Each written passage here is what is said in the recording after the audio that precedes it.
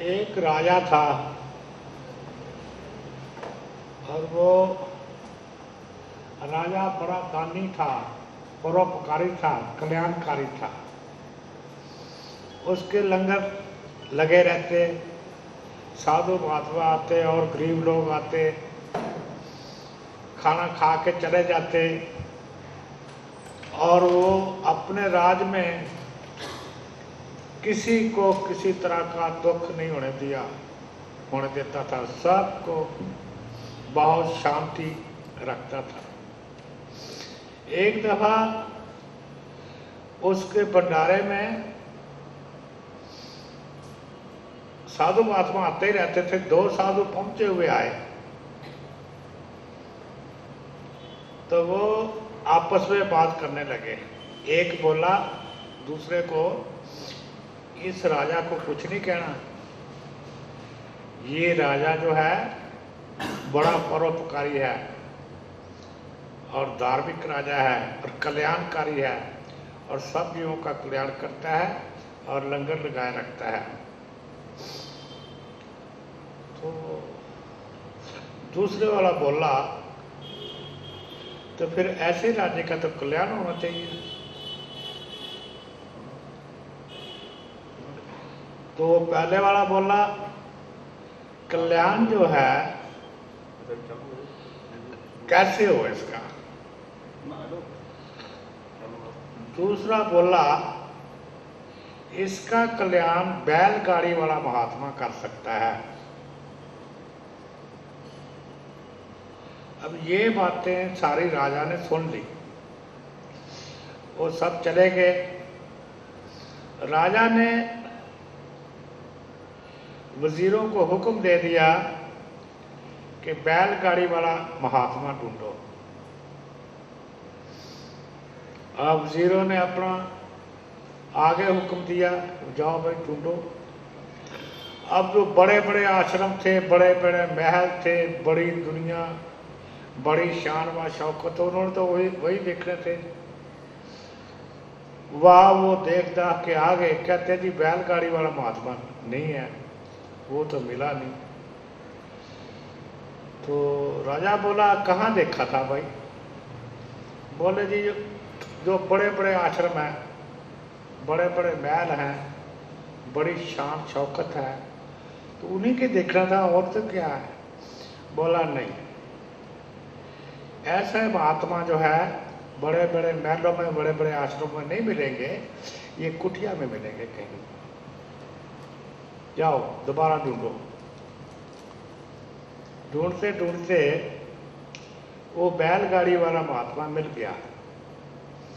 आकर राजा को बोले, ऐ राजन, वो मिल गया है और हमारे ही राज्य में बैठा है। वो दूसरे राज्य में नहीं, हमारे राज्य में बैठा है। और राजा ने बहुत धन इकट्ठा लेके एक रथ में लद लिया धन और उस संत के पास गया। बोला, महाराज जी मेरे को ब्रह्म ज्ञान दो।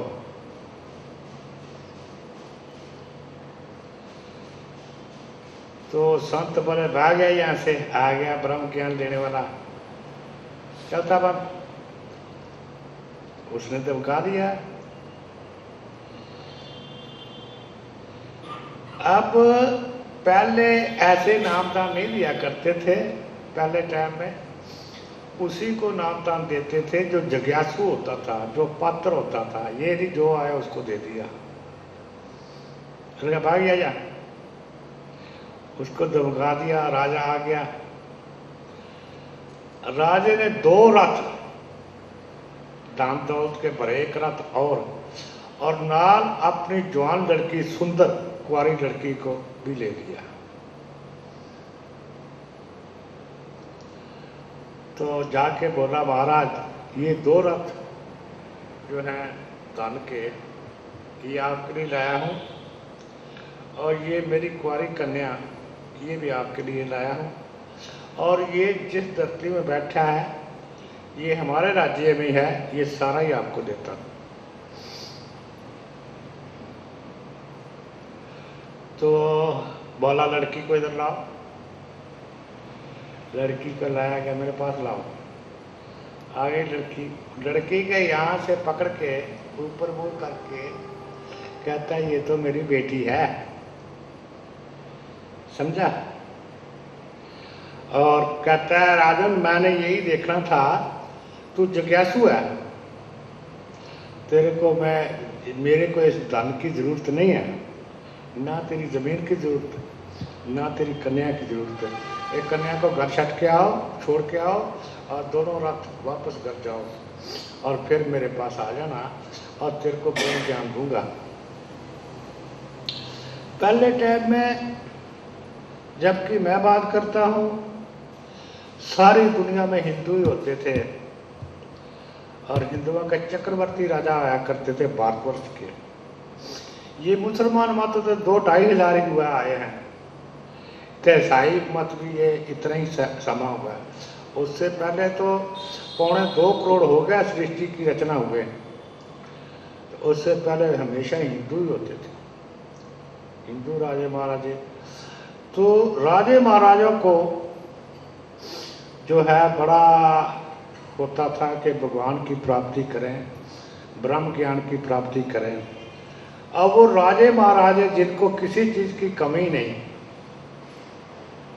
वो भी भगवान की प्राप्ति करना चाहते थे। लेकिन हम लोग कहते हैं भगवान का क्या करना है, दान दौलत आ जाए, ये आ जाए, वो आ जाए। हमारी सोच जो है हमेशा तृष्णा वासना कामना में रहती है। चलो तुम्हारी तृष्णा वासना कामना पूरी हो जाएगी तो फिर क्या हो जाएगा। जो राजे महाराजे उनकी बताओ, वो जो सब कुछ भगवान ने दिया हुआ, तो वो भी ब्रह्म ज्ञान के लिए जाते थे। एक राजा था, वो चक्रवर्ती राजा था। चक्रवर्ती राजा सारी दुनिया का ही राजा था। वो जब 50 साल राज्य करते हो गया, तो एक दिन उसने सोचा कि 50 साल हो गया मेरे को राज्य करते, तो मेरी तृप्ति तो नहीं हुई। जो चीजें शुरू से मैं चाहता था और सब चीजों का सेवन कर लिया, वो आज भी उसी तरह ही है। तो तृप्ति तो होनी चाहिए, इसका मतलब मैं मर भी जाऊंगा, मरते समय भी तृप्ति नहीं होनी, तो वो क्या फायदा हुआ जिससे तृप्ति ही नहीं होती। अब चक्रवर्ती राजे को हर चीज की मौज, तो कहते ये तृप्ति नहीं हो रही। सोच साच के उसका पिता जो था उसको राजगद्दी में बिठाकर जंगल में तपस्या कर रहा था। अपने पिताजी के पास गया, बोला आओ बेटे, कैसे आए हो। बोला पिताजी मैं एक बात पूछता हूँ कि 50 साल हो गया मेरे को राज्य करते और किसी चीज की कमी नहीं है, सब चीज खूब मैंने ऐश्वर्य से रहे, सब चीज को देखा सुना बरता, लेकिन मेरी तृप्ति तो नहीं हुई। तो उन सब का फायदा ही क्या हुआ, क्या फायदा हुआ। जब मरूंगा तो फिर वही तृष्णा वासना कामना तृप्ति फिर भी ना हुई, तो क्या फायदा है राज्य रुज्य का, तो क्या फायदा है इन चीजों का। कम से कम तृप्ति तो होनी चाहिए थी। वो बोला, उसके पिता बोले बेटा है ये जो कुछ भी तेरा राज्य है, जो भी पदार्थ हैं, जो भी ऐश्वर्य की चीजें हैं, ये तो सारी की सारी प्रकृति है, तो इससे तेरी तृप्ति कैसे होगी। तू चेतन है, तू आत्मा है, तो तेरा तो ये सारा जो कुछ सेवन कर रहा है, आत्मा का तो इससे कोई संबंध ही नहीं है। आत्मा का इससे कोई संबंध नहीं है, ये चेतन है। तो वो जो आत्मा जो है, ये ज्ञानता के कारण इनमें रस ढूंढती है। दुनियावी ये जो प्रकृति है इसमें रस ढूंढती है, इसमें आनंद ढूंढती है, इसमें प्रेम, इसमें शांति ढूंढती है। इसमें कहाँ आया? ये तो प्रकृति है, आए बस, गई आई गई, ये तो बदलती ही रहती है। तो जो चीज बदलने वाली है उसका क्या है? तो फिर वो बोला, पिताजी क्या करूं? बोला, बेटे तो अपना आत्मा ज्ञान को हासिल कर, अपना राज्य कर, राज करो और आत्म ज्ञान का हासिल करो, फिर तेरे को आत्म ब्रह्म ज्ञान होगा, तो फिर तेरी तृप्ति होगी। क्योंकि जो आनंद है वो तो परमेश्वर में है, और परमेश्वर सब रसों का रस है, रस भी परमेश्वर में है, और जो शांति है वो भी परमेश्वर के नाम में है, और जो प्रेम है वो भी परमेश्वर में है। तो ये आत्मा की खुराक है।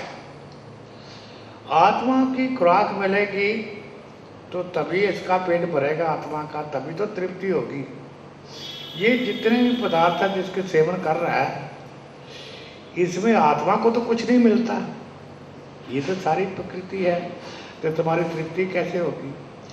तुम जो कहते हो मैं 50 साल से राज्य कर रहा हूं, तो तुम भूखे हो, तेरी आत्मा तो भूखी है।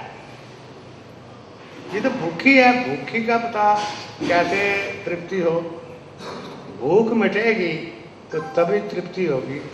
ये सारा कुछ जो पदार्थ है, जो कुछ भी है, ये तो शरीर के लिए है। शरीर भी जड़ है, वो भी जड़ है, तो जो भी सेवन करते हो ये शरीर के लिए, ये सारे भोग हैं, आत्मा के लिए तो नहीं है। फिर तो आत्मा का जो भोग है, जो आत्मा का भोजन है, वो मिलेगा तो तभी तृप्ति होगी। आत्मा तो बेचारी भूखी है, प्यासी है।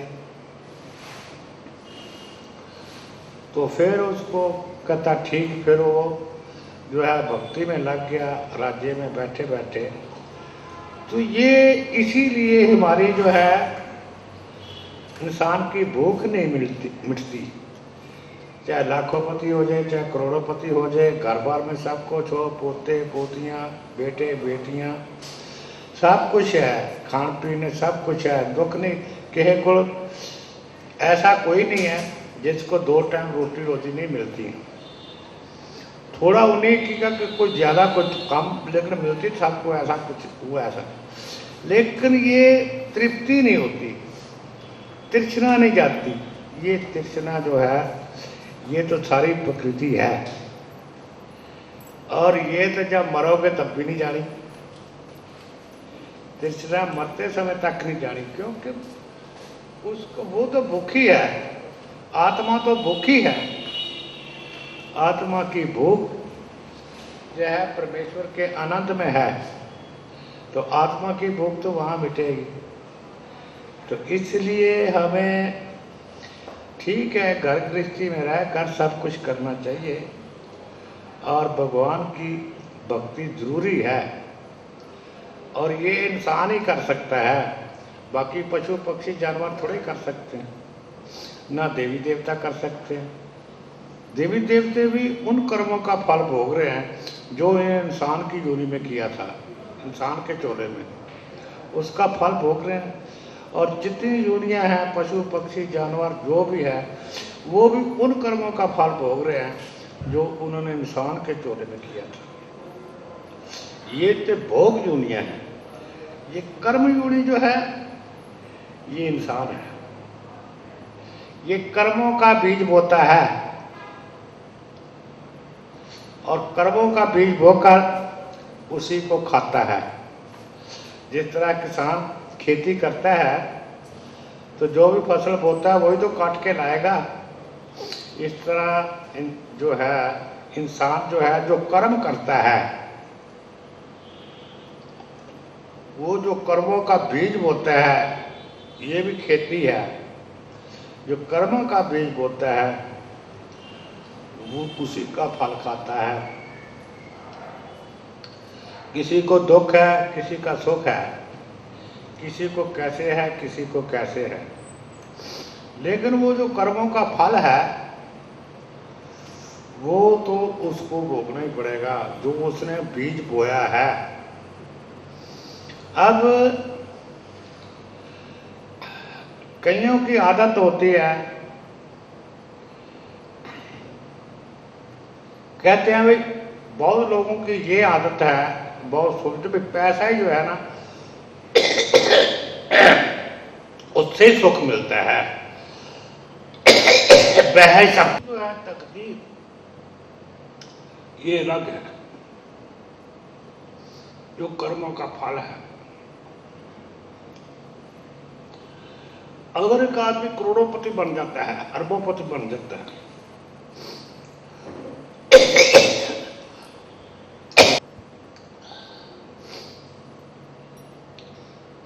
उसकी तकदीर में अच्छा खाना पीना नहीं लिखा, उसकी तकदीर में अच्छा पहनना नहीं लिखा, उसकी तकदीर में इज्जत मान नहीं लिखा, तो वो जो करोड़ोंपति अरबोंपति है वो तो मनीम हो गया।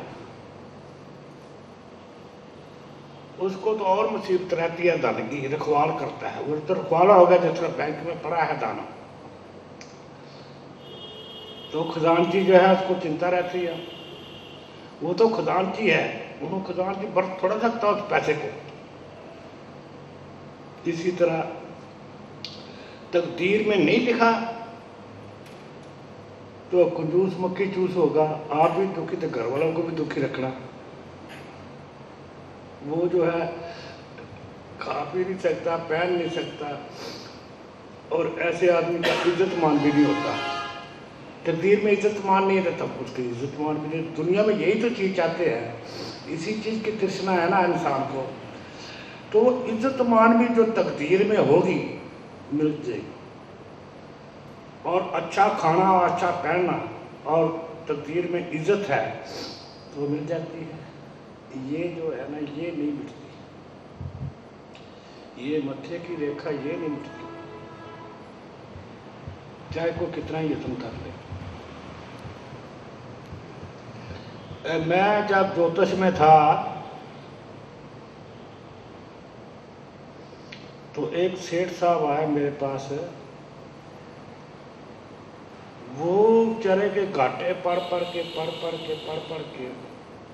नाश हो गया। होता क्या है,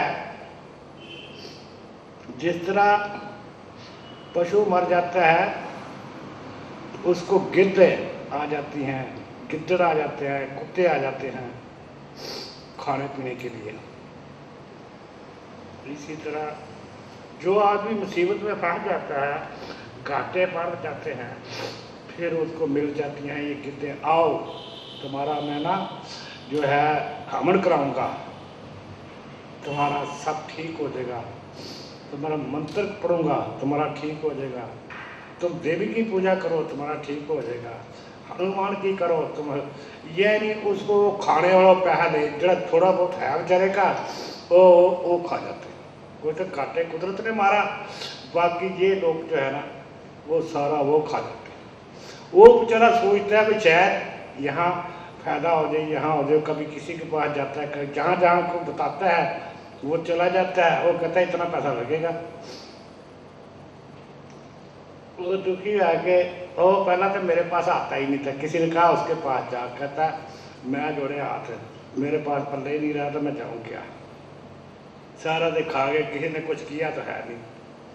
वो बोला नहीं वो नहीं खाता, तो उसके पास जा तो सही। मेरे पास आ गया हो, मैं उसका हाथ देख के तो मैंने कहा तेरे पर भगवान ने अपार कृपा की है। वो हाथ जोड़ के बोला ये जोड़े दोनों तेरे आगे हाथ। वो तो दुखी था ना बेचारा, तू सारों का ही गुरु मिला, ये अपार कृपा हुई। मैं उधड़ गया तो तूने कहा अपार कृपा हुई। मैं कह नहीं, भगवान जो करता है वो ठीक ही करता है, इंसान की समझ में नहीं आती बात है। क्या समझ में आना, दिख रहा है सारा कुछ। मैं देखो तेरी रेखा में ये लिखा है दो काम होंगे, दोनों में से एक काम होना है, चाहे तो तेरे सारे परिवार ही मर जाएगा, और परिवार नहीं मरेगा तो तेरे को घाटे पर घाटे पड़ेंगे। मैं क्या, ये जो तेरे को घाटे पड़े ने ये तो फिर भी पूरे हो जाते हैं। मैं इतनी आयु में तेरे को फिर फायदा हो जाएगा, उससे पहले नहीं होगा। तो हमड़ करा या करा जो मर्जी करा, कि कहता हो मैं सारे लुट लाट लिया मेरे से लोगों ने, तो वो कहता है, मैं क्या इससे पहले नहीं होगा। तो मैं ये बता, ये पैसा तो फिर तेरी तकदीर में आ जाएगा, तो सारा परिवार ही मर जाता है, तो फिर क्या था, किस लिए पैसा था, फिर क्या करना था पैसे। कहता है ये ठीक है। मैं हमेशा भगवान को याद रखो, भगवान कभी बुरा नहीं करता। हम अपने स्वार्थ को लेकर भगवान को बुरा भला कहते हैं, लेकिन भगवान इंसान के साथ कभी बुरा नहीं करता। हमारा स्वार्थ, हमारा अहंकार जो है हमारा, हम ये चाहते हैं मन का विचार जो कहे भगवान वही कह दे, वही कर दे, बस वैसे ही करता रहे। तो ये तो बात नहीं ना हो सकती। जो तकदीर में है वो करता है, वो न्यायकारी है। तो हमारे मन की मर्जी पर चले तब तो ठीक है भगवान, नहीं तो खड्डे में पड़े। क्या फायदा है भक्ति का। हम तो कहते भक्ति का क्या फायदा है, हमारा स्वार्थ पूरा होना चाहिए, जो हमारे मन के अंदर विचार है, ये बात नहीं है। तो देखो, दुख नहीं मिटते। एक दफा हम गुड़गांव में कोई 2 किलो में 4 द्वार थी, हवेली थी, बहुत बड़ी कोठी हो। तो मेरे साथ वाले कहने लगे, ले ठाठ तो इनकी है, हमारा क्या है। मैं कहा हम ठीक है, ये दुखी होगा। कहते आप तो हमेशा ही उल्टी बात करते हो। मैं चलो फिर देख लेते हैं। वहाँ चले गए, एक बुढ़ा आदमी बुजुर्ग खाट के साथ चिपटा हुआ, 2 नौकर थे, गऊ रखी हुई थी, उसका लड़का बंबई रहता था। तो मैंने उससे पूछा हाल चाल बताओ। कहता है मैं तो ये कहता भगवान को कि भगवान मेरे को मृत्यु दे दे, मैं इतना दुखी हूँ, इतना दुखी हूँ, मेरा बेटा भी नहीं मेरे को पूछता, सिर्फ मैं बस पड़ा रहता हूँ। सिर्फ डॉक्टर ने वो पानी बता रखा है, वो ये पीना है, थोड़ा सा नमकीन और थोड़ा बहुत, बस टाइम पास कर रहे हैं। तो बाहर निकले, मैंने कहा देख लिया भाई, जो तकदीर होती है वो अलग है। जो हमारे मन के विचार है, डिमांड है, ये हो जाए वो हो जाए, ये अलग है। हो भी जाएगी तो फिर क्या होगा। जो जिंदगी में दुख है, दुख नहीं कट सकता, और सुख है तो सुख रहना। वो मेरे पिताजी बताया करते, एक फकीर था, कालू शाह फकीर, पहुंचा हुआ फकीर था वो। ये मुसलमान फकीर मुजरे करवाते हैं। मुजरे करने वाली कंजरियां जो थी वो नाच गा रही थी, वो धार्मिक होती हैं। पहले टाइम में ये होता था, जो नाचने गाने वाली हैं इनको कंजरियां ही बोल देते थे, चाहे कितनी क्वालिफाइड हों, कितनी पवित्र हों, भाई ये नाचती हैं गानी हैं, ये उनको कंजरी बोल देते। आजकल में एक्टर एक्ट्रेस बोलते हैं, आजकल ज़माना बदल गया है। तो वो गा रही थी ना, काकू शाह फकीर। तो काकू शाह दुनिया बैठी थी ऐसे, तो काकू शाह फकीर बड़ा खुश हुआ उन कंजरियों पर, बोला बड़ी कंजरी को बोला, मांगो जो मांगती हो। काकू शाह फकीर तुम्हारे पर बहुत खुश है और इतनी बड़ी सभा में मैं कहता हूं, मांग लो जो मांगते हो। अब कंजरी भी भक्तनी थी, समझदार थी, बोली महाराज दोगे? कहता हाँ दूंगा, बड़ी सभा में मैं अकरार करता हूं, जो मांगेगी सो दूंगा। उन्हें 3 दफा कहला लिया, दोगे? वो कहती है अगर मेरी तकदीर में 4 रोटी लिखी हैं तो 2 करते, अगर 2 लिखी हैं तो 4 करते। काकू शाह फकीर बोला, मैं तकदीर को नहीं बदल सकता, धन ले ले जितना लेना है, जितना धन तो मांगती है वो दे दूंगा मैं, वरदान पूरा धन आ जाएगा, लेकिन मैं तेरी तकदीर को नहीं बदल सकता। क्योंकि वो कंजरी भी समझदार थी। फिर काकू शाह फकीर के अंदर, है लोगों, बड़ी सभा बैठी है, सारे कहो काकू शाह का मुंह काला, काकू शाह का मुंह काला। इस कंजरी ने मेरे अहंकार को चकनाचूर कर दिया है, ये इतनी पहुंची हुई है और इसका जो जवाब है मैं आगे बोल नहीं सकता। मेरे अहंकार को बड़ी सभा में चकनाचूर कर दिया है। मैं समझ गया इस बात को, आइंदा के लिए मैं ऐसी बात नहीं करूंगा।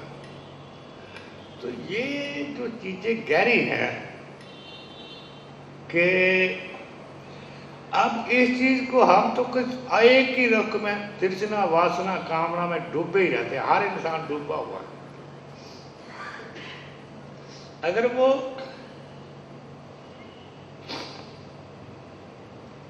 भगवान की भक्ति करें तो कितनी अच्छी बात है।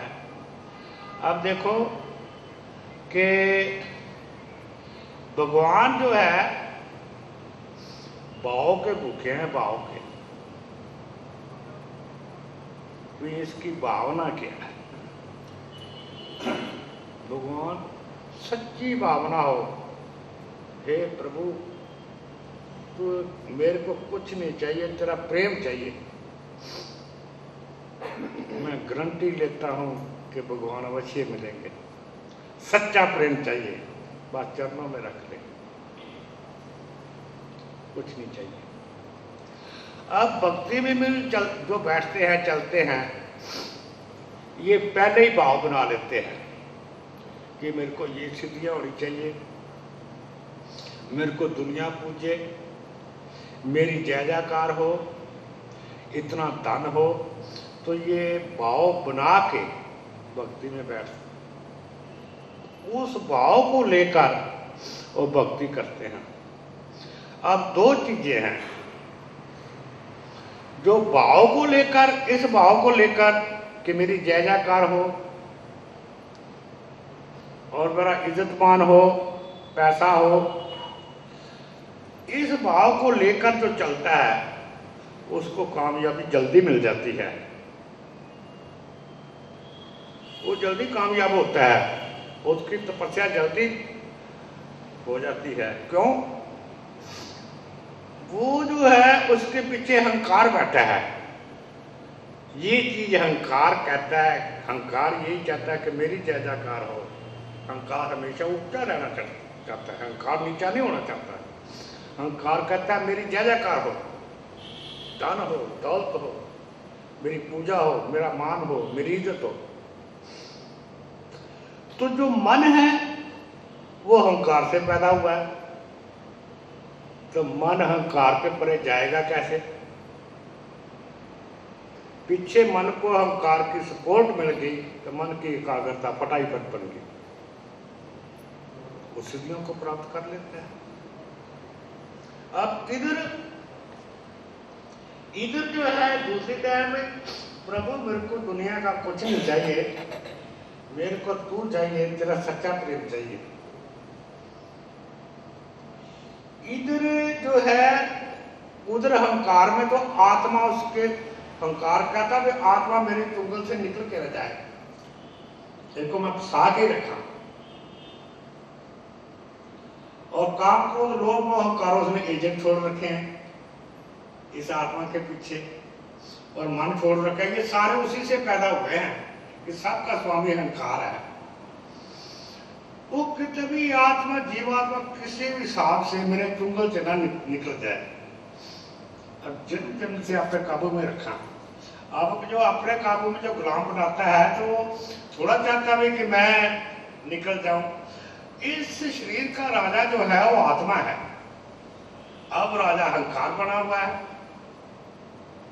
तो राज कौन छोड़ता है।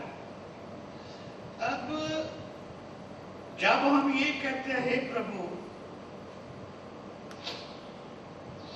मेरे को कुछ नहीं दुनिया का ये चाहिए, मेरे को अपने चरणों में रख, मेरे को सच्चा प्रेम दे, तो फिर क्या होता है।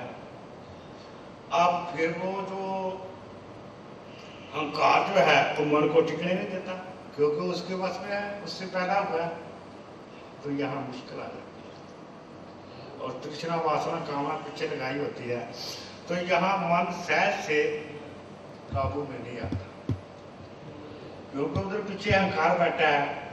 फिर भगत जो है उस मालिक की शरणागति हो जाता है, बोले चरणों में कहता है प्रभु मेरे तो कुछ भी जो वश में नहीं है, मैं क्या करूं। मैं आपको मिलना चाहता हूँ, तेरे से कुछ नहीं चाहता और मेरी बड़ी मजबूरी है। कई दिन अहंकार ही नहीं छोड़ता, इतना तीसरा वासना कामना नहीं छोड़ती। मैं ऐसा फंस चुकी हूँ। फिर आत्मा बोलती मैं ऐसे चुंगल में फंस चुकी हूँ।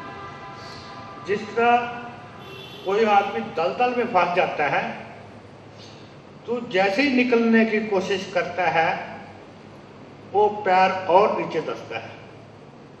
तो आत्मा दुआ मांगती है प्रभु मेरे साथ वही हुआ है कि जैसे ही मैं निकलना चाहती हूँ ये दलदल है, दलदल से निकलना चाहता मेरा और दसता है। जिस तरह से एक पक्षी के पर काट दिए जाते हैं, जब पक्षी के पर काट दिए तो वो उडारी मारता है, वो थोड़ी सी इतनी सी उडारी मार के फिर गिर जाता है तो फड़ फड़ फड़ फड़ फड़ करके वही बैठ जाता है। कहते हे प्रभु मैं क्या करूं, मैं तो पक्षी वाली हालत है मेरे जो पर है काट दिए गए हैं। मैं उडारी मारती हूँ, तेरी चरणों में आना चाहती हूँ, तेरा प्रेम करना चाहती हूँ, लेकिन वो तो मैं थोड़ी उडारी मारती हूँ तो फिर नीचे।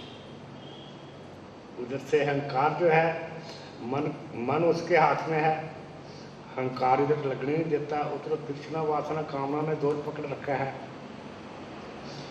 तो फिर आत्मा जो है उसकी शरण में भाई मैं फिर आत्मा कहती है भाई ना तो मेरे से होती भक्ति, ना मेरे पास कोई शक्ति, मेरे पास कुछ भी नहीं है, मैं तेरी शरण में पड़ी हूँ। हे स्वामी तेरी इच्छा संपूर्ण हो, बस चलो मैं तो सजा भोग लूंगी, इन विचारों की तो सजा न भोगे। सर्व आत्मा का कल्याण हो प्रभु और सब सर्वजीवों का कल्याण करते और सबके पाप को मेरे पर और मैं अकेली हूँ। तो फिर इस तरह प्रार्थना करता है कई हिसाब से, कोई किसी तरह से, ये तो बोल है समय के मुताबिक, ये तो बोल होते हैं समय के मुताबिक। जब मिलने की तड़प होती है आंसू भी आते हैं। फिर वो सोचता है भक्त मैं करूं भी क्या। कोई आदमी हो उसको चल तगड़ा आदमी है तो 4 5 6 पकड़ ले, ये इसका क्या करे मन का, इस अहंकार का क्या करे। तो ये अपने चुंगल में फंसा के रखा हुआ है, ये आजाद नहीं होने देता। क्यों मन अहंकार को पता है जब ये अपने आत्मा अपने स्वरूप में आ गई तो तेरा जन्म जन्म का नाश हो जाएगा, तेरा तो नाम निशान ही नहीं रह रहा, ना ये मन का रहना है। मन भी गया और तन भी गया, सब कर। ये नहीं होता भी शरीर जो है मर जाता है खत्म हो जाता है, ये नहीं। शरीर के होते हुए जो तृष्णा वासना कामना चलती थी वो खत्म हो जाती है। जो अहंकार मनसूबे बनाता रहता था ना, वो अहंकार के जो सपने हैं ना वो चकनाचूर हो जाते हैं, और मन जो है विचार करता है उसके विचार ही खत्म हो जाते हैं। और फिर वो जो है, फिर वो जो आखिर वो जो है उसकी शरणागति हो जाता है। तो भगवान जो है, भगवान फिर उसको आप ही संभालता है। जिस तरह गीता में आपने देखा होगा, रथ है, रथ में 5 घोड़े हैं, एक लगाम है, भगवान कृष्ण के हाथ में है। तो अर्जुन उसकी शरण में बैठा है। बस फिर भगत की तो शरीर जो है ये रथ है, और काम क्रोध लोभ मोह अहंकार जो है ये 5 घोड़े हैं, और लगाम जो है ये मन है। फिर ये भगवान अपने आप संभाल लेता है, और वो उसकी शरणागति वक्त तो उसकी शरण में बैठ जाता है। प्रभु तू ही है।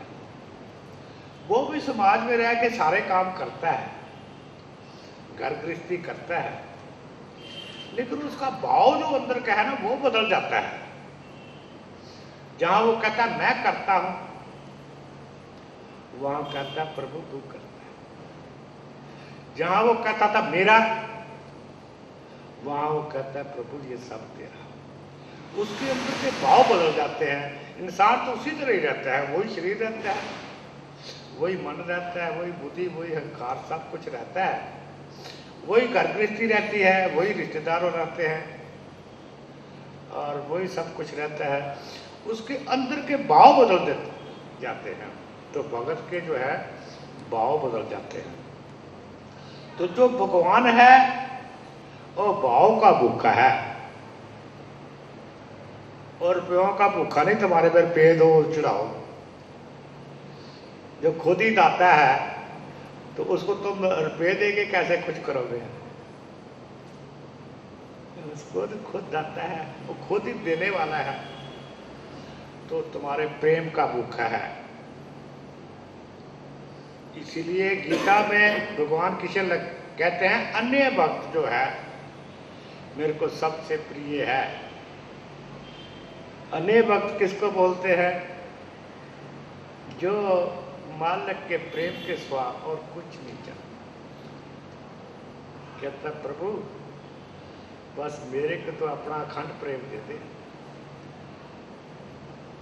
इतना प्रेम दे जिस तरह फ्लड आता है और सब कुछ बहा के ले जाता है ना, तेरा इतना प्रेम हो जाए कि ये तृष्णा वासना कामना, ये अहंकार, ये काम क्रोध लोभ मोह अहंकार, ये सब को बहा के ले जाए, सब पूरा कर तेरा प्रेम जो है इसको बहा के ले।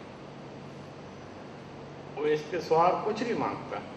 और फिर ये भी कहता है प्रभु मेरी इच्छा संपूर्ण ना हो, तेरी इच्छा संपूर्ण हो। उसका कारण ये है मेरी इच्छा जो होगी वो प्रकृति की होगी। मेरे को धन मिल जाए, मेरे को इज्जत मिल जाए, मेरे को मान मिल जाए, मेरे को लड़का मिल जाए, मेरे को लड़की मिल जाए, मेरा ये काम हो जाए, मेरा ये काम हो जाए। ये सारी प्रकृति है। इच्छा जो है सारी प्रकृति है। तो कहता है प्रभु मेरी इच्छा संपूर्ण ना हो, जो तेरी इच्छा है वो संपूर्ण। क्योंकि मैं तो अज्ञानी, मैं अनजान, मैं क्या जानू क्या मांगना है। तू तो संपूर्ण है ना, तू तो पूरा ज्ञानी है, तू सब कुछ जानता है। जो तेरे को ठीक लगे तू वो खा। और मेरा क्या है? मैं तो अज्ञानी हूं, मैं नादान हूं। मेरा जो भी मांगूंगा मैं वो जन्म जन्म के लिए खड्डे में गिरूंगा, मैं जेल में ही जाऊंगा, कैद से रिहाई नहीं होगी। इसलिए हे स्वामी तेरी इच्छा संपूर्ण हो। जो गीता में भगवान लिखते हैं जो भगत रोता है मेरे लिए रोता है तो मैं उससे दुगना रोता हूं। अब रोया तो प्रेम से ही जाता है। जब इंसान का किसी से प्रेम हो जाता है तो उसका मिलन नहीं होता, तो उसको मिलने की तड़प उठती है। तड़प उठती है तो बिल्कुल लाचार हो जाता है कि मैं क्या करूं, कैसे मिलूं, कैसे दर्शन हो। बिल्कुल बस बेहोश हो जाता है, सब कुछ दुनिया हो जाता है। क्या करूं, कैसे करूं, भगवान को कैसे मिलूं, कैसे दर्शन हो। फिर टप टप आंसू गिरते हैं। वो फिर भगवान तो देख रहा है, सब कुछ जानता है। फिर भगवान भागे भागे आते हैं, उसको अपनी छाती के साथ ले जाते हैं। जिस तरह बच्चा छोटा रोता है ना, तो माँ भागी भागी आती है, चाहे कितना ही मैला चाड़ा हो, मिट्टी में हो, उठा के उसको छाती के साथ लगाती है, उसको दूध पिलाती है। ये हाल ये भक्ति का है। भक्ति में भी यही हाल है। अब जो है भक्ति में जो है, इधर हम लगना नहीं चाहते हैं। ये प्रेम श्रेम भगवान के साथ हमारे से नहीं होता।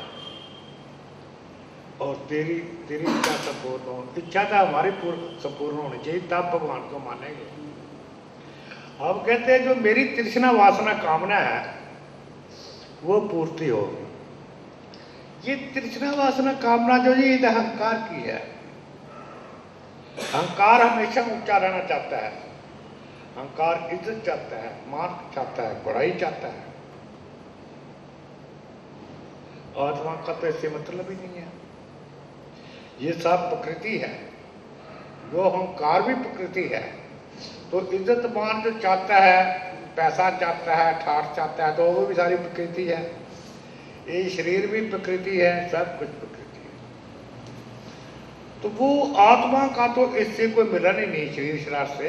ये तो प्रकृति है, क्योंकि परमेश्वर जो है वो चेतन है और आत्मा भी चेतन है। तो चेतन का तो चेतन से ही प्रेम बनेगा, वो चेतन को ही मिलेगा। बाकी तो है ही प्रकृति। प्रकृति की तो भगवान रचना करता है, फिर प्रलय कर देता है, खत्म कर देता है, फिर वहां प्रलय कर देता है, फिर रचना करता है। अरबों खरबों दफा ये रचना हुई, अरबों खरबों दफा जो है फिर बनाया। अरबों खरबों क्या, उसका हिसाब ही नहीं। बोलने के लिए कह दिया अरबों खरबों, तो हम पता नहीं कितने बार पैदा हुए हैं, कोई हिसाब ही नहीं। राजे महाराजे भी हम रहे, देवी देवता भी हम रहे, और गरीब भी रहे, अमीर भी रहे, हम पशु भी रहे, पक्षी भी रहे, जानवर भी रहे, वृक्ष भी रहे, बिरड़ भी बने, मक्खियाँ भी बनी, मच्छर भी बने, सांप भी बने। सब योनियों में हम हो के फिर भगवान कृपा करता है कि तेरे को अभी मौका दिया जाता है, तो इंसान का चोला देता है। क्योंकि इंसान के चोले में विवेक ज्ञान है, बुद्धि है। तो ये जो है ज्ञान की प्राप्ति कर सकता है, और ये जो है असल को असल, नकल को नकल जान सकता है। पुराने टाइम में कहते हैं एक हंस पक्षी था, वो दूध और पानी को मिला देते तो दूध को अलग कर देता, पानी को अलग कर देता। आजकल के ज़माने में तो हंस पक्षी है नहीं। तो इस तरह से करके ये जो मिलावट है प्रकृति की, ये जो अहंकार है, ये शरीर है, इंद्रियां हैं, मन है, उधर से चेतन आत्मा है, तो वो मालिक की कृपा से होता है, वो अलग कर देता है। जब आत्मा अपने स्वरूप में आती है तो प्रकृति अलग हो जाती है, वो अलग हो जाती है, केवली अवस्था में आ जाती है। इसको बोलते हैं केवली, ये अपने स्वरूप में, और सब प्रकृति अलग, उसको साक्षात देखता कि ये प्रकृति है, ये बनाई गई किन धातुओं से बनाई गई, ये मूल प्रकृति क्या है। फिर उसके भ्रम नहीं रहता, ये शरीर शरार सब जान जाता है, सब ज्ञान हो जाता है, फिर वो मालिक के साथ जुड़ता है, वहाँ आनंद से रहता है। ये नहीं है वो मालिक के साथ भी वो जो पहुंची, वहाँ आत्मा पहुंचती है, वो आपस में मिलती जुलती हैं, बातचीत करती हैं, और सब लोकल काउंटर में वो घूमती फिरती हैं, उनकी मौज है वो, क्योंकि आजाद हो गए ना, बंधन में नहीं रहे। और जो मत मतांतर है यही है शरीर के साथ, ये मुसलमान है, ये ईसाई है, ये हिंदू है, ये वहाँ नहीं है, वहाँ तो आत्मा है जिसमें, ये शरीर तो है ही। तो आत्मा में, आत्मा खुद समर्थ है, जो है बगैर आँख के काम कर सकती है, बगैर पाँव के चल सकती है, बगैर कान के सुन सकती है, बगैर आँख के देख सकती है, यानी हर चीज में समर्थ है।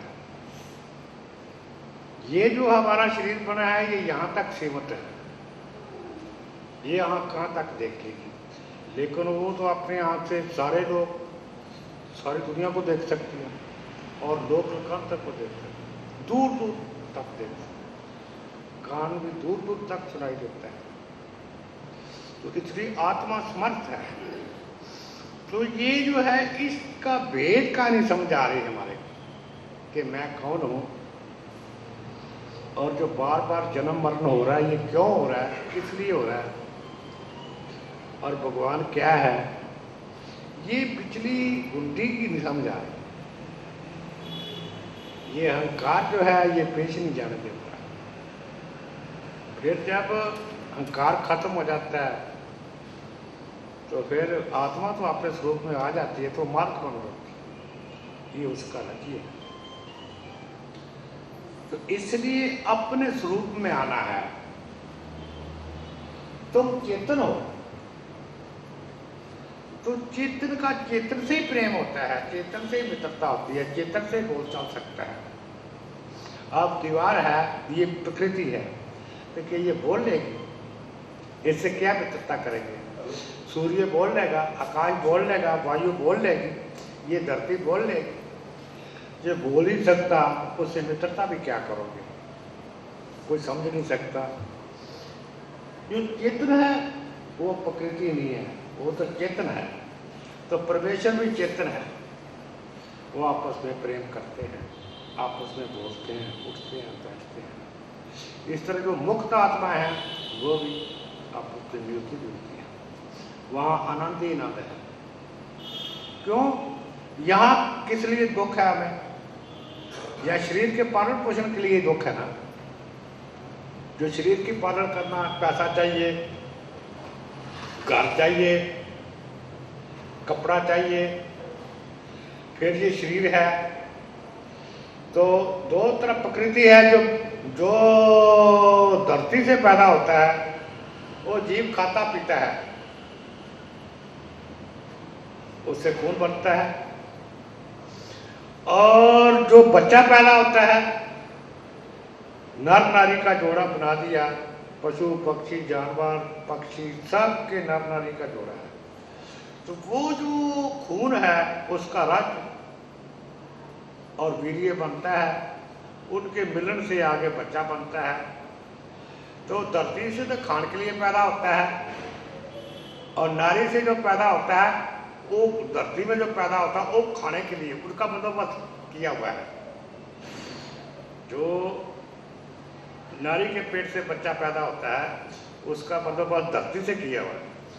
जो धरती से पैदा होता है उसका बंदोबस्त ये नारी के और पुरुष के किया हुआ है, क्योंकि वो जो भी खाते हैं उसका खून ही तो बनता है, और वो खून से रज बनता है, वीर्य बनता है, और दोनों का मिलन होकर बच्चा पैदा होता है।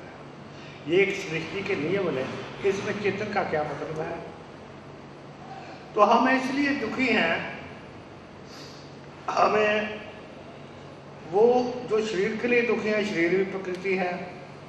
अपने बच्चों के लिए दुखी है तो बच्चे भी प्रकृति है, वो भी तो धरती से पैदा हुए, वो खाया पिया खून बना, उससे पैदा हुए।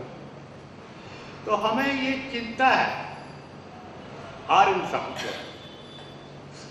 अब पैसा चाहिए, ये चाहिए, वो चाहिए, वह चाहिए, दिन रात अपनी चिंता, फिर आगे लड़कियों की चिंता, बच्चों की और बेटों की। तो है तो सारी प्रकृति है। तो जब आत्मा आजाद हो जाती है, जब मुक्त हो जाती है, तो वहां शरीर ही नहीं होता कोई। वो जो प्रकृति का भोग है, जो पैदा होता है, जो जीव खाता है, वो खाती नहीं। वो तो प्रकृति के लिए है। जो धरती में पैदा होता है, तो जीव के लिए जो शरीर पलता है, चाहे पशु है, चाहे पक्षी है, या जानवर है, चाहे नर है और नारी है, इनका शरीर तो पलता है जो खाते हैं। और क्या कोई आत्मा पलती है? वही खून बनता है, नस नाड़ियों में जाता है सारा कुछ। चाहे तो फल फ्रूट खाओ, चाहे दूध पियो, चाहे खाना खाओ या सब्जियां खाओ, तो शरीर के लिए ही तो है। बताओ इसमें आत्मा का क्या मतलब है? चेतन का ये चेतन की खुराक ही नहीं है। चेतन की खुराक तो आनंद है, वो परमेश्वर है, अनंत परमेश्वर में है। तो जब जो आत्मा आजाद हो जाती है, मुक्ति हो जाती है, तो बताओ फिर उसको क्या सोच है? उसको ये धरती में जो पैदा होता है, फल फ्रूट, अनाज और जो भी है, उसको तो जरूरत ही नहीं है इसकी। धन की जरूरत नहीं उसको, ये महलों की जरूरत नहीं उसको, कुर्सियां मेज की जरूरत नहीं उसको, गाड़ियों की जरूरत नहीं उसको। क्या जरूरत है? गाड़ी यहाँ से ले जाएंगे तो बगैर गाड़ी के पता नहीं कहाँ कहाँ चली जाए, उसको जरूरत है। तो इसलिए सब चिंताओं से मुक्त हो जाता है वो जीव। वहाँ खुशियाँ ही खुशियाँ होती हैं, आनंद ही आनंद होता है। कोई किसी तरह की सोच चिंता नहीं होती। ये तो जीव आत्मा जो है अहंकार का संग लग के, तो ये प्रकृति समझ रही है मैं प्रकृति हूँ, इसलिए दिन रात चिंता लगी हुई है, तृष्णा वासना कामना में फंसी हुई है। मेरे को ये मिल जाए, मेरे को ये मिल जाए, मेरे को ये मिल जाए, मेरी लड़की के साथ ये हो रहा है, हाय मेरी लड़की ये हो जाए, मेरा लड़का ये हो जाए, मेरे लड़के का व्यापार चल जाए, मेरा लड़का पढ़ लेकर नौकरी लग।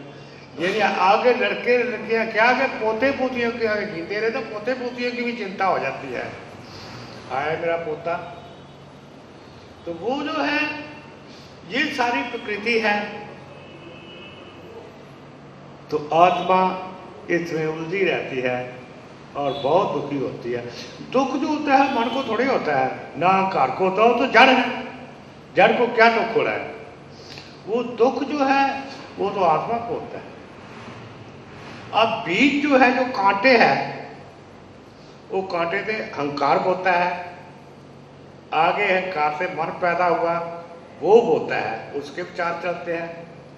कांटे वो होता है, सब बुरे अच्छे बुरे कर्म वो करता है, जो भोगना आत्मा को पड़ता है। दुखी आत्मा होती है, क्योंकि अहंकार थोड़े दुखी हो, जड़ है, और मन भी जड़ है, उससे थोड़े दुखी होना है। तो दुखी तो हमने होना है, कहीं दुख आ गया, कहीं सुख आ गया। तो इस दुख सुख के वो एक दफा किसी आदमी का एक ही लड़का था, मर गया। वो पागल होकर गलियों में घूमे। किसी ने कहा महात्मा बुद्ध बाहर बैठे हैं, उनके पास चला जा, तेरे को ज्ञान श्यान देंगे, तेरी कुछ समझ में आएगी बात। तो महात्मा को बुद्ध के पास चला गया। तो कहते हैं महाराज ऐसे ऐसे मेरा एक ही लड़का था, उसकी मृत्यु हो गई। तो महात्मा बोले ये दुनिया, ये संसार ही दुखी है, ये तो दुख रहना ही रहना है। अब उनका मतलब जब तक तुम प्रकृति का संग करोगे तो दुख तो रहना ही रहना है। प्रकृति का संग छोड़ोगे तो सुख हो, फिर शांति आनंद मिलेगा। वो चला आ गया, पहले दुखी था और दुखी हो गया। आगे जुआ खेलने वाले बैठे थे, कहते हैं तू क्यों दुखी है भाई, किधर से आया? कहता आना क्या था, तो महात्मा बुद्ध के पास गया था, ऐसे ऐसे मैंने कहा। तो कहता दुनिया दुखी है, दुनिया दुखों का घर है। वो कहता दुनिया दुखों का घर है। तो जुआ खेलने वाले कहने लगे वो तो पागल था, वो तो बेवकूफ़ है, तू उसके पास क्यों गया। ये बात चलते चलते राजा के यहाँ पहुंच गई। राजा की रानी जो थी वो महात्मा बुद्ध की चेली थी। राजा ने रानी को बुला लिया। वो कहने लगा, वो बेचारा दुखी तेरे गुरु के पास गया तो तेरे गुरु ने ये जवाब दिया कि दुनिया ही दुखी है, ये संसार दुखी है, ये दुनिया संसार जो है दुखों का घर है। तो तू मेरे को इस बात का जवाब दे, तेरे गुरु ने ये बात कही है, या ठीक है या गलत है, बात का जवाब दे। रानी बोली जी 15 दिन की मोहलत तो फिर मैं जवाब दूंगी। रानी ने एक पंडित जी को महात्मा बुद्ध के पास भेजा। कहते जा गुरु जी से पूछ के आ, क्या ये बात उन्होंने कही है कि दुनिया दुखों का घर है। वो पंडित जी गए, उससे पूछा जी वो रानी साहबा ने भेजा है मेरे को, आपकी चेली ने, तो वो पूछ रही है वे ऐसे ऐसे बात हुई है, क्या आपने कही है। वो कहता हाँ मैंने कही है, दुनिया दुखों का घर है, मैं भी कह रहा हूँ। आ गया और रानी को बोला जी गुरु जी ने ये बात कही है कि दुनिया दुखों का घर है। अब 15वां दिन आ गया। राजा बोला मेरी बात का जवाब दो।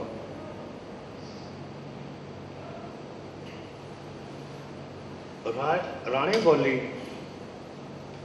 ऐ राजन मैं तेरे को प्रिय लगती हूँ।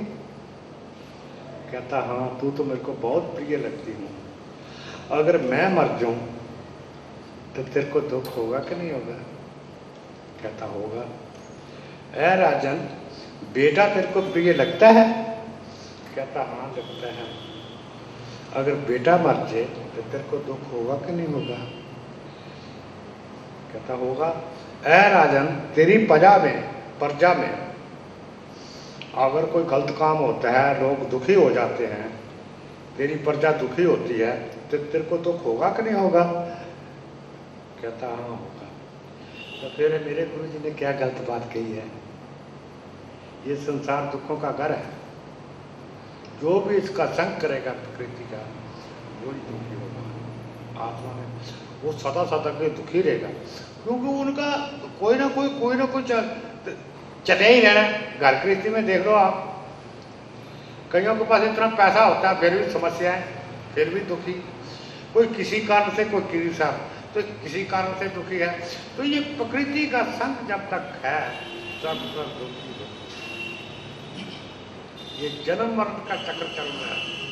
तो हमने जो जन्म लिया इंसान का, जब भगवान ने जन्म दिया तो कैद से रिहाई पाने के लिए दिया है। ये कैद है और युगों के युग बीत के जन्मते मरते आगे फिर इस तरह चलता रहना है, जन्मते मरते। तो इसलिए इंसान के चोरे में कैसे रिहाई पाई जा सकती है, अपने स्वामी के दर्शन पाए जा सकते हैं। अपने स्वामी के पास फिर कोई किसी तरह का झंझट नहीं रहता, क्योंकि वो मुक्त हो गया। मुक्त का मतलब यही है कि वो कैदी था, उसको आज़ाद कर दिया, छोड़ दिया गया। मुक्त का मतलब तो यही है, मुक्ति, आज़ाद हो गया। आप हम सब लोग बैठे हैं। अब जो है ये शरीर तो एक घर है, इसके अंदर आत्मा परमात्मा का जोड़ा बैठा है। तो वो दोनों चेतन हैं और ये आत्मा जो है अहंकार का संग लग के वो अपने स्वामी को ही भूल गई जो वहाँ बैठा है। तो इस शरीर को सब कुछ समझे बैठी है। तो यही अज्ञानता है। इस अज्ञानता को दूर करने के लिए सत्संग लगाए जाते हैं। महात्मा लोग आते हैं और सत्संग लगाते हैं ताकि जीव का कल्याण हो। हम लोग कहते हैं कि ये कल्याण नहीं है, हमें तो कोई आशीर्वाद दे, कोई धन दे, कोई महाराज ये काम हो जाए, मेरा वो काम हो जाए, वो काम हो जाए, महाराज जी ये काम कर दो, वो काम कर दो। तो ये जो है ये जो है मेरे फायदे में है। अब हम अज्ञानी हैं, हमें धुर का ज्ञान नहीं है, इसलिए हम ऐसी बातें करते हैं। चलो तेरे को मिल जाएगी फर्ज क्या चीज़ मिल जाएगी तो फिर क्या हो जाएगा। अब फर्ज क्या एक चीज़ मेरे पास नहीं है और इसके पास है, तो मैं कहता हूँ भगवान मेरे को मिल जाए। चलो मेरे को मिल गई तो पहले इससे पूछो ये सुखी है? जो इसके पास है चीज़ वो सुखी है? तो इसी तरह हम जिसके पास है वो भी दुखी है और जिसके पास नहीं है वो भी दुखी है, क्योंकि प्रकृति का संग जो है ये दुखों का घर है। ये महात्मा बुद्ध ने सही बात कही है, लेकिन हमारी समझ में नहीं आता। इसलिए जो मार्ग का चोला मिला है ये प्रभु की प्राप्ति के लिए मिला है,